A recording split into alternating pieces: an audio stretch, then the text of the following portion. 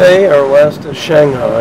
We want to take a better look at Pudong. Back in the 1980s, Pudong was only farmland, plus low-rise, low-density buildings. Since then, the growth has been astounding. More than 30 buildings over 25 stories have been constructed, including, as you will see, some super tall ones.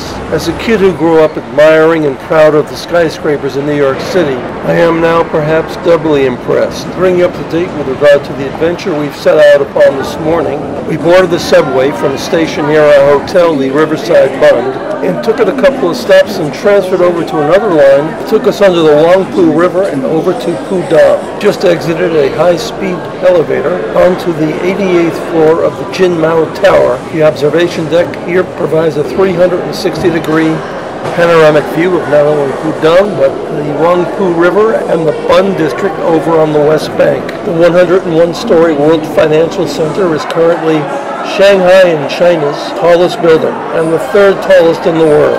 It will not remain so for long. The Shanghai Tower, already under construction, will be topped out in 1914 or 15 at 128 stories.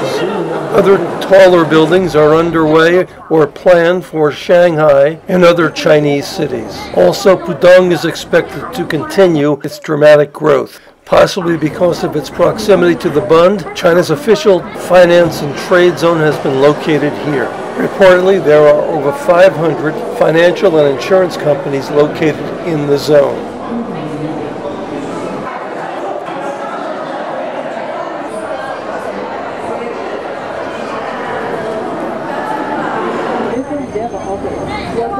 It's about 11:30 when Hesse and I get down from the tower. It's the hottest day, maybe over 80 degrees, since we've been here, and relatively speaking at least, the clearest too. After enjoying fruit shakes from a small bar in the lobby of the Jin Mao, we've moved outside. We've decided not to take the subway back. We want to move closer to the river and find a ferry or a river cruise that will take us back to the Bund Pier on the other side near our hotel. Another possibility would be to find the embarkation point for the train that goes under the river through what's been described to us as a psychedelic tunnel. The guidebook that Hesse's been poring over doesn't really give us enough specific information. We've entered this upscale, multi-level, nearly empty shopping mall in hopes of finding someone who speaks English a lot better than we speak Mandarin. Well, the people in mall security tried very hard to be helpful, but all they could do was confirm that we're moving in the right direction, more or less. I'm glad we went in, though, because the mall was interesting.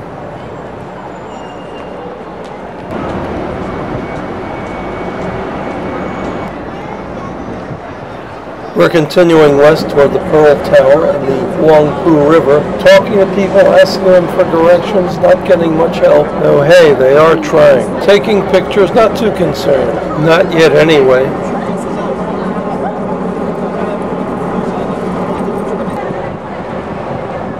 Somebody who did speak a little English said that there were ticket windows on the far side of that circle. So that's where we're headed now.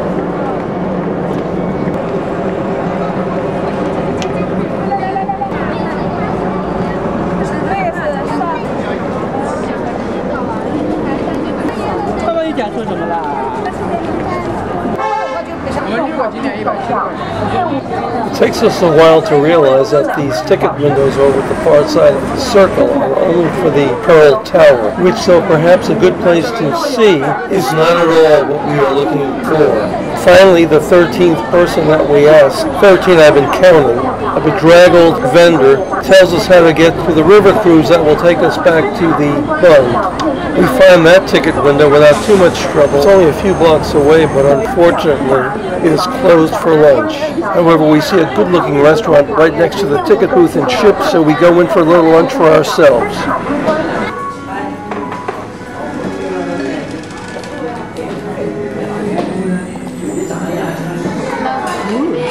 Here. You see the view?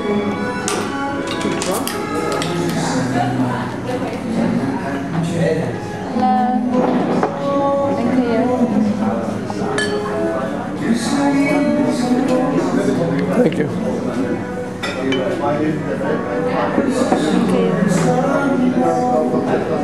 Lunch was delightful and the ticket window was open, but we're dismayed to find out that there are no tickets left for any of the afternoon's cruises.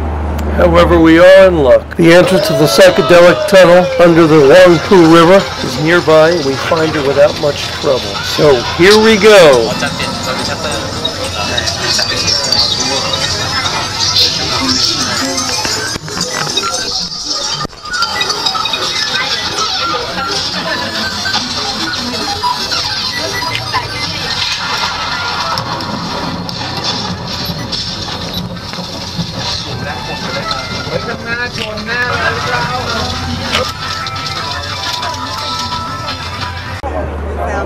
So, almost as easily as this looks, and with the help of the very nice tourist coordinators over at People's Square, we've been whisked aboard the very river cruise that we hope to get.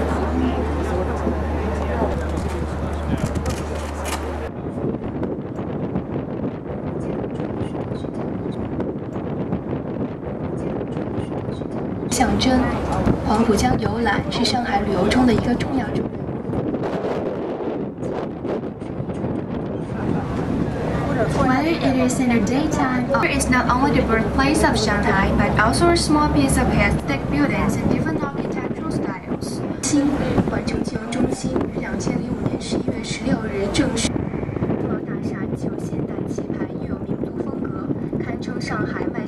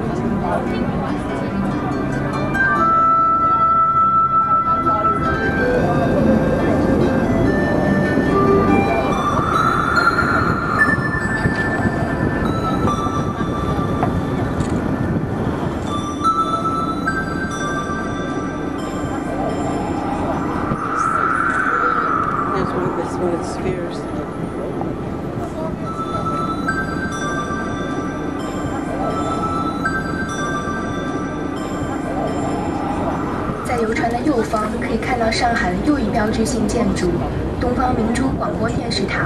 它于1994年10月1日建成，塔高型建筑特别引人注目。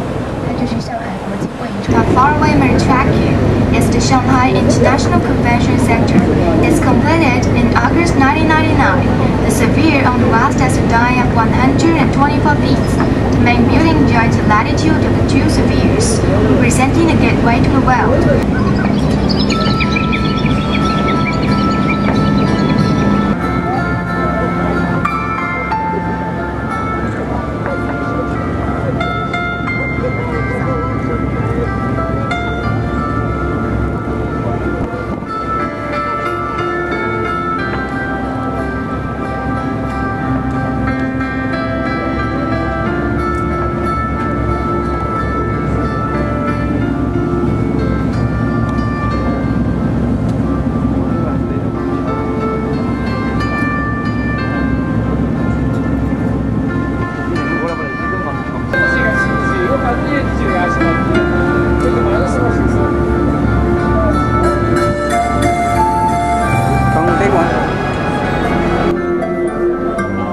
The port of Shanghai is not only 4 times larger than it was in the late 70s, is now the world's largest port, slightly ahead of Singapore, handling about $1 trillion worth of goods and 30 million shipping containers a year.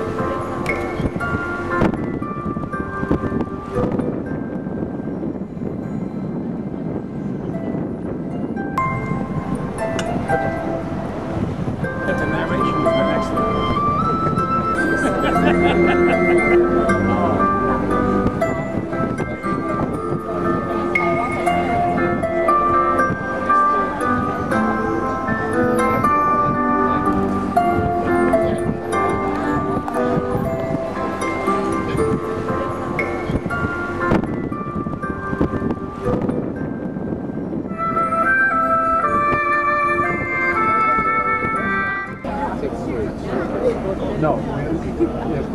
and especially